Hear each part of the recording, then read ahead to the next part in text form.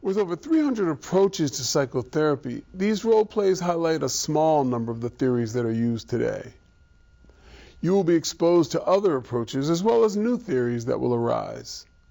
Our hope is that knowledge of these classic theories will give you a basis for the development of your own understanding of the person as you begin to establish your own unique approach to counseling and psychotherapy. Here, I will briefly describe the 4 classic schools of counseling and list the approaches that will be demonstrated within each school. Psychodynamic approaches to counseling and psychotherapy vary considerably. However, they all have common elements that group them in this school. For instance, they suggest that one's psyche, which is composed of the conscious and unconscious minds, is impacted in dynamic and sometimes mysterious ways by the manner in which a child has been reared. Thus, as the child grows, there is an ongoing and vibrant interaction between how the young person is raised by parents and others, the development of consciousness, the actions of the unconscious, and the individual's emerging psyche and personality. Although these approaches became popular at the turn of the 20th century and saw their heyday in the mid to later part of that century, they continue to be popular today. In fact, today we can still find many approaches that fall under the large umbrella of psychodynamic approaches. 3 classic approaches that have remained popular over the years that will be demonstrated here include Freudian or psychoanalytic psychotherapy, Jungian or analytic therapy, and Adlerian therapy, sometimes called individual psychology.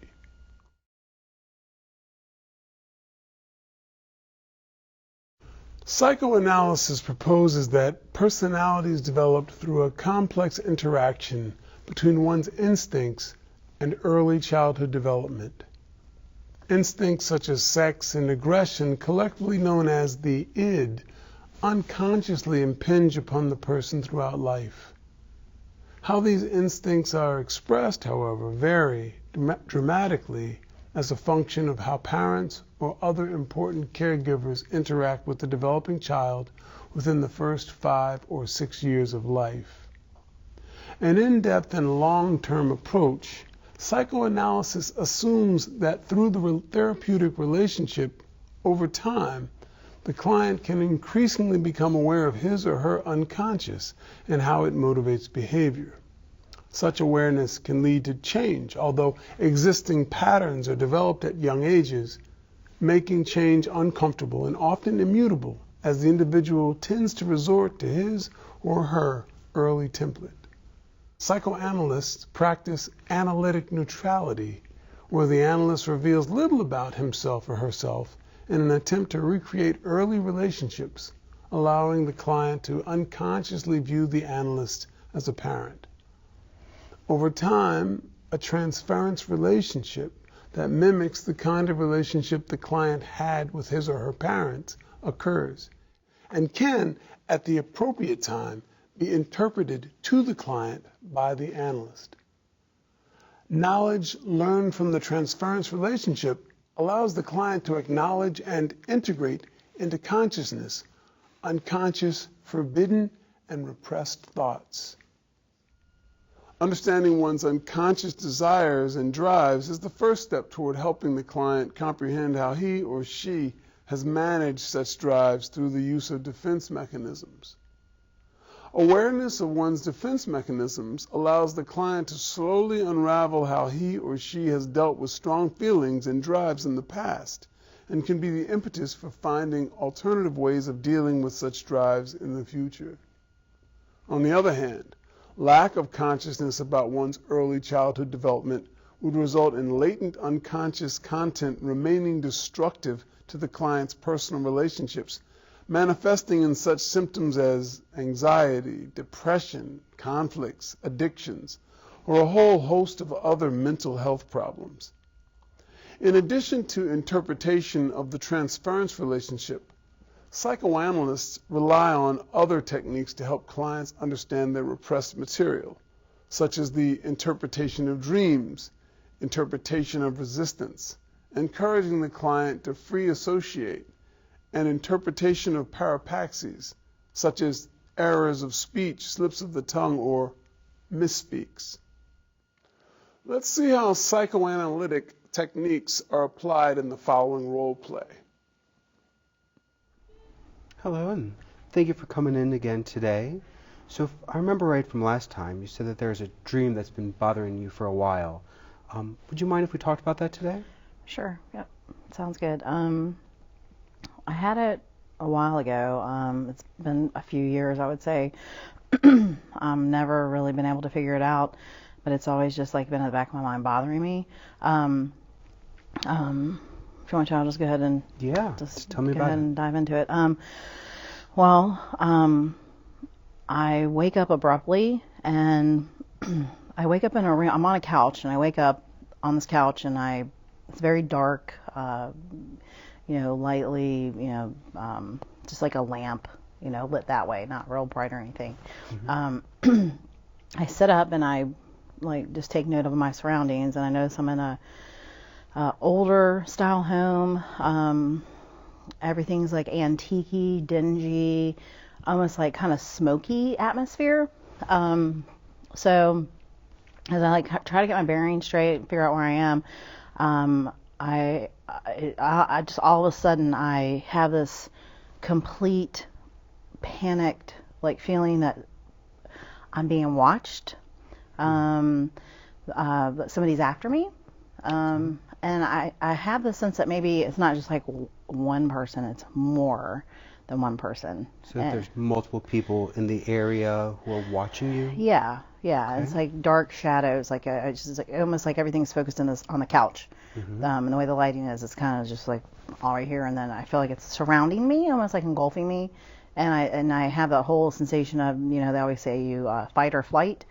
So my first reaction is just to take off running. I don't know what else to do. Okay. So as I get up and I start to run, I notice a staircase, and it's an old wooden staircase. It's as I walk up it, I kind of quickly walk up. It's crickety, makes a lot of noise, has a wooden rail with the iron. I notice all the details of the the staircase or whatever. So I'm making sure. So you're at the couch. Mm-hmm. You're surrounded by these presences that are around you, and in order to try to get away from them, feeling panicked, if I'm understanding right, you decide to go up the staircase. And the staircase, wooden staircase with metal railing, so all seem... it's very old. Again, it's I'm not sure what the time frame is, but it has that feel. It makes the noises are intense. Everything seems really amplified. My breathing, because I'm panicked. And as I walk up the stairs, I come into a hallway, and there's 3 doors, specifically 3 doors. Well, I go to the first door, and I turn the knob, and it won't open. But I do remember the details of the particular door. I mean, it's a wooden door, and the actual doorknob itself, it's I don't know if you remember, older homes, they used to have those, they're not glass, they're I guess acrylic, but they cut to look like diamonds almost. Okay. And I noticed below it really is a skeleton keyhole. So I know it's an old type of a home. That door won't open, so I move along to the next door and grab the knob. Looks exactly the same, it won't open. I go to the next one, turn the knob, and that won't open. So 3 attempts at trying to leave or go wherever that is, all did not pan out. Right. Okay. So then I panic more, and I turn back around, and I briskly come down the staircase. So at this point, tell me about the emotion, the anxiety that's going on when you felt that fight or flight. You ran upstairs. The intensity, is it building at this point? Yeah, because as I'm up there turning the knobs, like I said, the noises again start to amplify, and I guess those noises, I feel like the presence are behind me. Okay. Although it's weird, the whole time I can feel them. When I turn, I can't see anything. Tell me more about these presences. Tell me more about their feeling. What they feel threatening, and they feel they're just like aggressive. Are they a masculine or feminine presence? They feel definitely more masculine to me. Masculine. Yes, absolutely more masculine. And I feel like they are like somebody who could overpower me for sure. So, and my panic again just starts to steadily increase.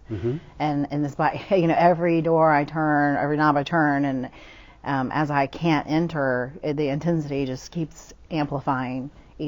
With every time I try to get to the doors. So each door, more and more anxiety, and this masculine presence is surrounding you. This masculine presence, this pluralistic masculine presence. Does it remind you of anybody? Not necessarily. I don't. Okay. No. It's male it's presence. just it just seems somebody who's just. I don't know. Just out to get me and attack me. I'm not sure why. And then my emotions are so intense at that point, and I'm again panicking, breathing heavily. I'm, looking around frantically. I don't know what to do, and I feel like every time I turn, there's somebody there, but then there's nobody there. And I just don't know how to grasp what's going on. But the weird thing is, as all this is happening, and I turn around because I think, okay, well, what's my next move? I'm going to have to go back down the stairs.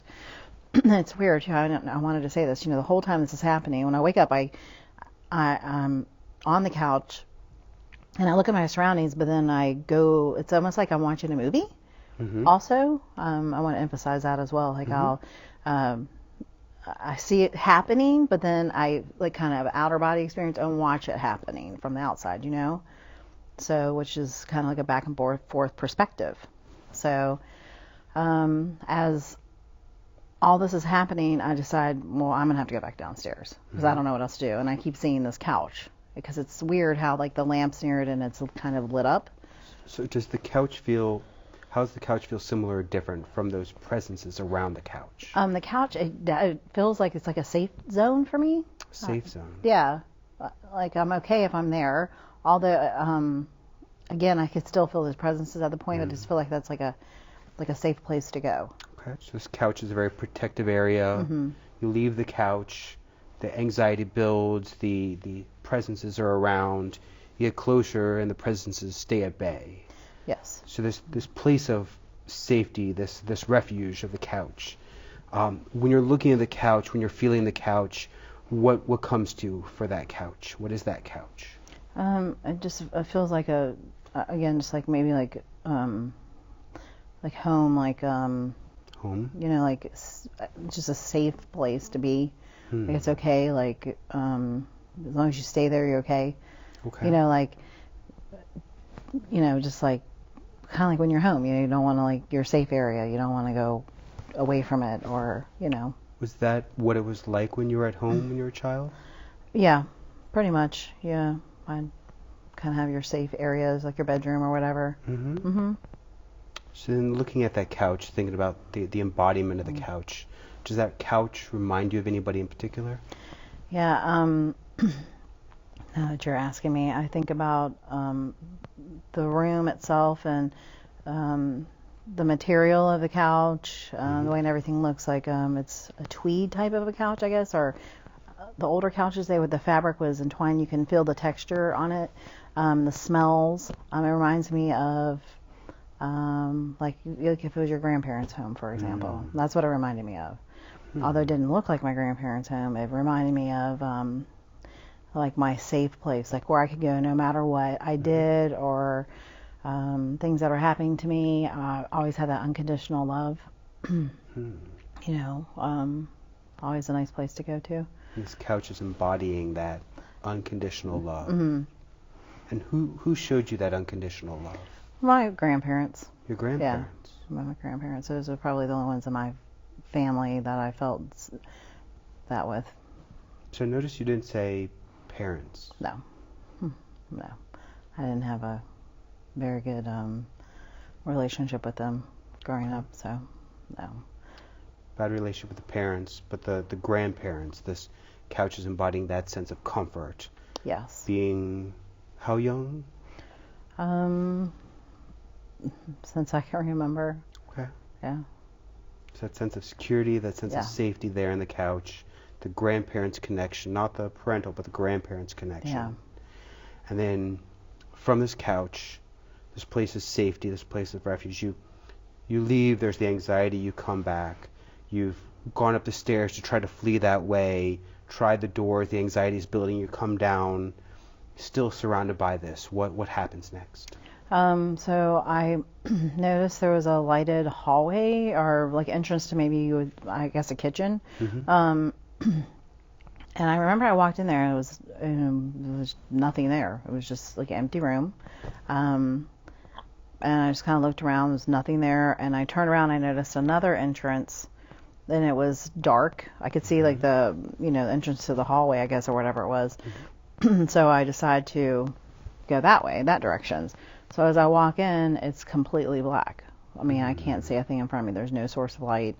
And I really started to panic. I mean, it was really intense and emotional, and I just didn't know what to do. I felt like I could just ball up and I didn't know what to do. So I ran out of that area and went right back to the couch, and just kind of sat there and figured out, like, what am I going to do next? I don't know what I'm going to do.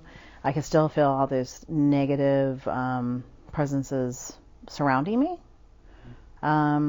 And as I'm sitting there thinking, like, what should I do? I noticed, and like I said, there was one light source in the entire room, and it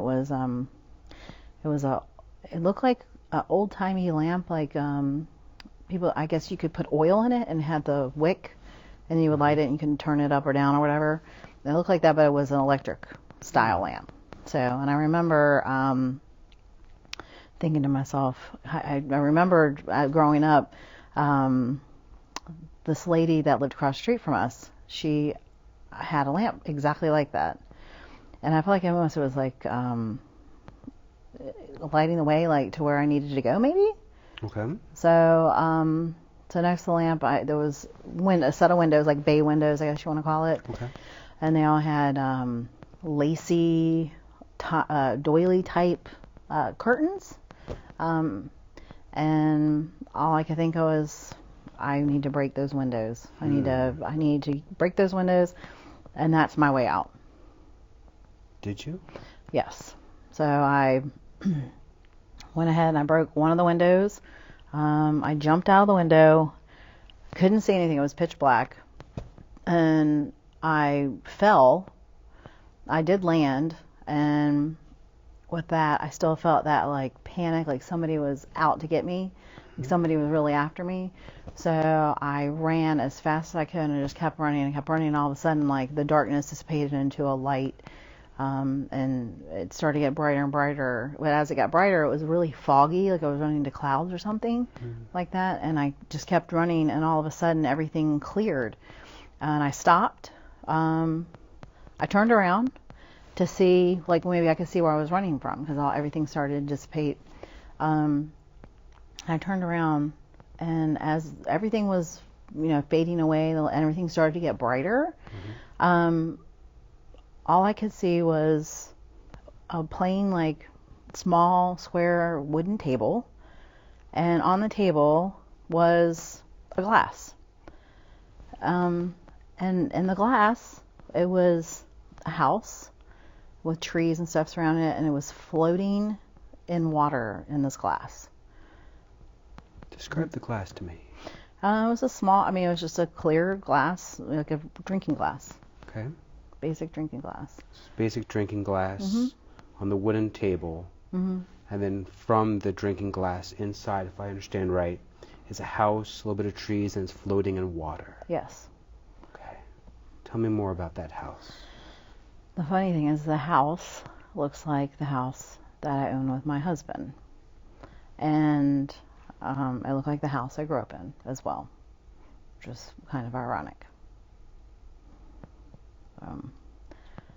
And it was just sitting there, and it was bright, and it was very little. Mm-hmm. It was really bizarre. Well, so are there more steps to the dream? No, that's pretty much how it ended. Okay. Yeah, that was it. So just to get this whole picture right, So you're starting on the couch. There's feelings of detachment and yet still being in your body at the same time. Mm-hmm. There's these presence around you, these masculine, scary presences. You leave, they get worse. You come back to the couch, they recede a little bit. Go up the stairs, try 3 doors. Each one of them, the anxiety's building, don't get anywhere. Come back down, try going to different rooms. Those aren't working out. You see a light, charge towards the light, break through the glass, go through the glass into the darkness, running, and then you come into this new house, this brightly lit house, wooden table, glass, house inside. Mm-hmm.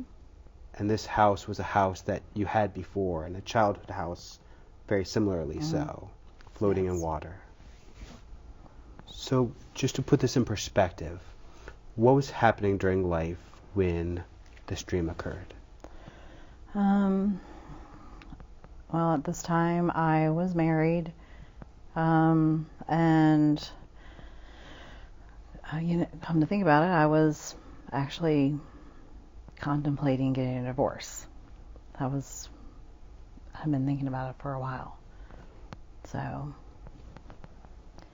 you've been thinking about getting a divorce, then you have this dream. Then what happened after that? Did you have the divorce? Yeah, I did. Yeah? Yep, I sure did. Probably 3 years after that. So, and it was always like a struggle, like, should I divorce, not divorce? That was like a big part of my life at the time. So the struggle, do you go, do you stay? Do you stay in the house of villainy? Do you stay in the house where there's this unwanted presence? Or do you break free? You decide in this dream to break free. And it sounds like in turn that's actually what occurred as well. Yeah. Yeah. Absolutely. So to think about this, what I wonder what's going on in looking at these different parts, starting at the macro scale, looking at the large stand back, is it sounds like your unconsciousness came to the conclusion that you needed to break away, that you needed to run, you needed to fly to go to this other place. And I speculate that you've probably had this dream several times before.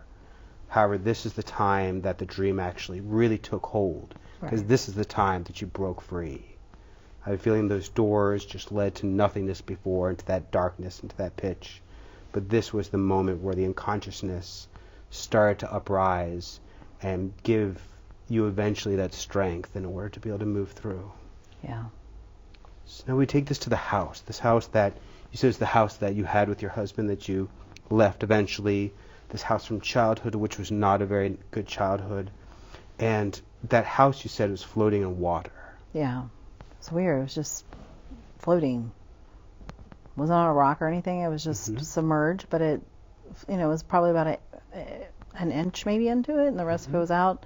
It had trees and stuff. It was really weird. Well, water is a traditional symbol of cleansing. It's a traditional symbol of dissolving what's unneeded.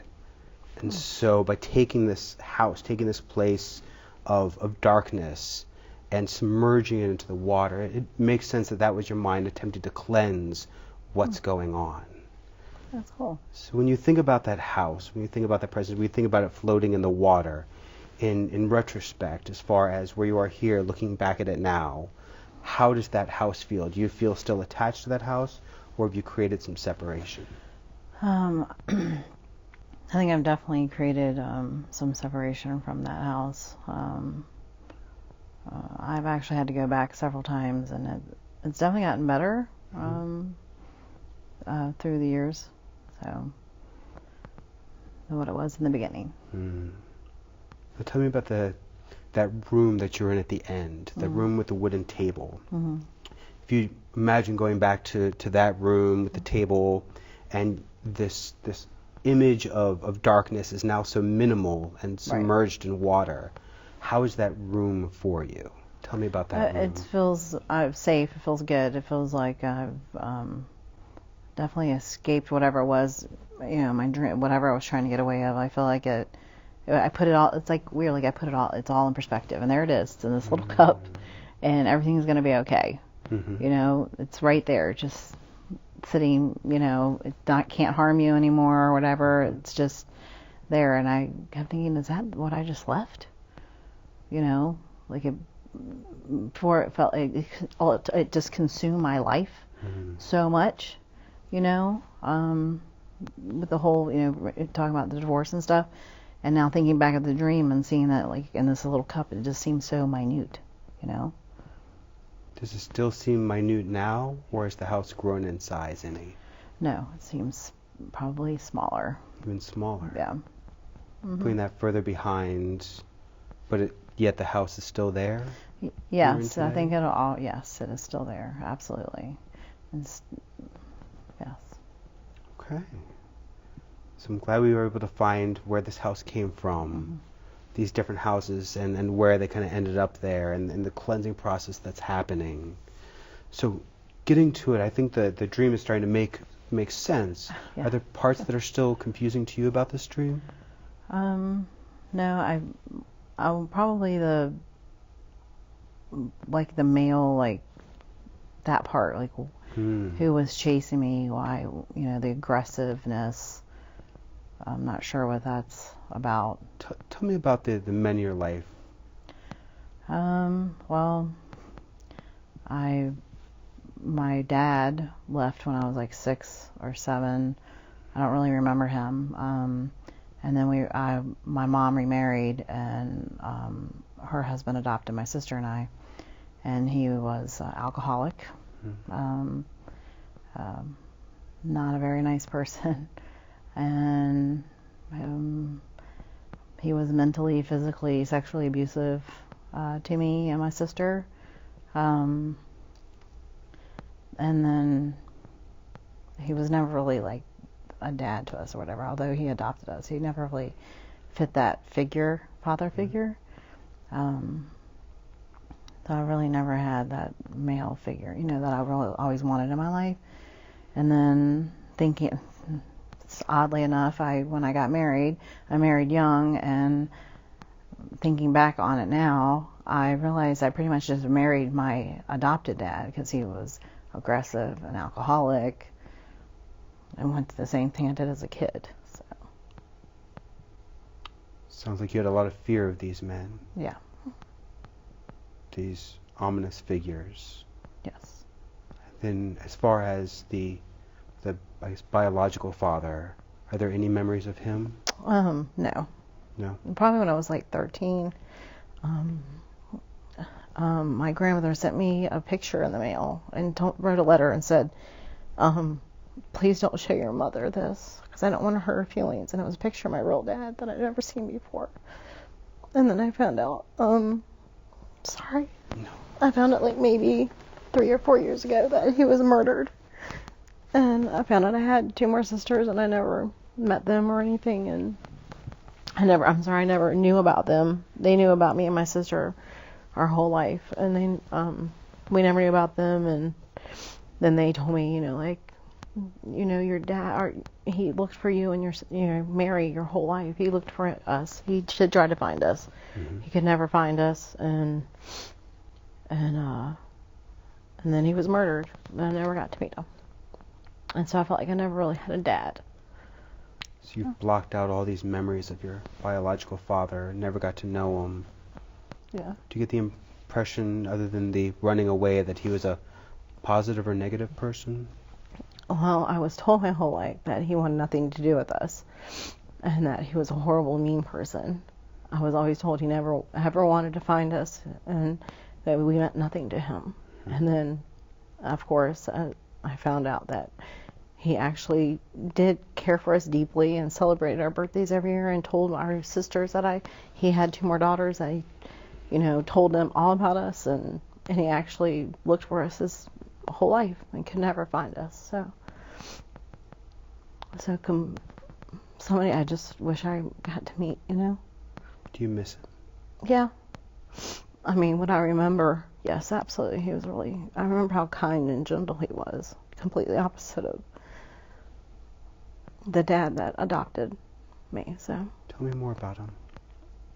Who? I'm sorry, which one? Yeah, biological. Well, I mean, what I learned from him is just what a caring, gentle person he was, and how much, it hurt him to leave, his kids, my sister and I, and I don't really still learning lots about him, but because this is again pretty recent, so, but nothing like the dad that adopted us and had to deal with growing up. Stepfather comes along with abuse, pushes all these possibly positive images away that happened before. Sounds like there's a lot of repression of what's going on about that time period that we'll need to get into another time. And then moving into this horrific stepfather figure. Was he there with you throughout childhood? Yeah. He was there. Was he there for me? No. He was just there. Right. So, just as the male figure in the family, but he was never a father or a dad to me, ever. Not mentally, emotionally supportive or anything, no. And then searching for that father figure that your mind is repressed at this point, or that grandfather figure. Instead of finding that, you found a replacement for the stepfather in a new husband. Yeah. Yep, absolutely. I feel like I left one horrible male figure and moved in and married another one, and I didn't even realize it until it was too late. So from the age of 6 all the way until this dream. Late 30s. Late 30s? Been attached to that figure, that masculine abusive figure. And then in this dream you decide that the cycle's over? Yeah, I would say yes. I feel like I still make some bad choices, but I recognize them now. So that's a good thing. So what does that search look like now? I know I have a better perspective of what I want, and it's just scary. You never, because you just don't really know. Just from my own experiences, you don't know who somebody is, because I thought my husband was wonderful until we got married and, moved on and started to have a life together. And it's kind of like how it was when I was little, when Ken asked me and my sister, could he be our dad? It was like, who wouldn't want to have a dad as a kid, And it made everything seem so wonderful and idealistic, and then everything went horribly wrong. So sounds like a lot of trust issues, a lot of yeah. reasons to have trust issues. Absolutely. These trust issues probably even go back to that early childhood, that time that you can't remember, as far as having that trust betrayed or having that attachment, and then things later down the road interfering with that sense of trust, that reason to have trust. Right. So moving into here today, how can we take this and move this further, looking from these lessons of the past, these important places that you've been, where you've come from, now this moving forward, this next stage, moving from post-dream into now, is there a chance of finding that figure you looked for from as a child? I would hope so. I don't want to believe there isn't.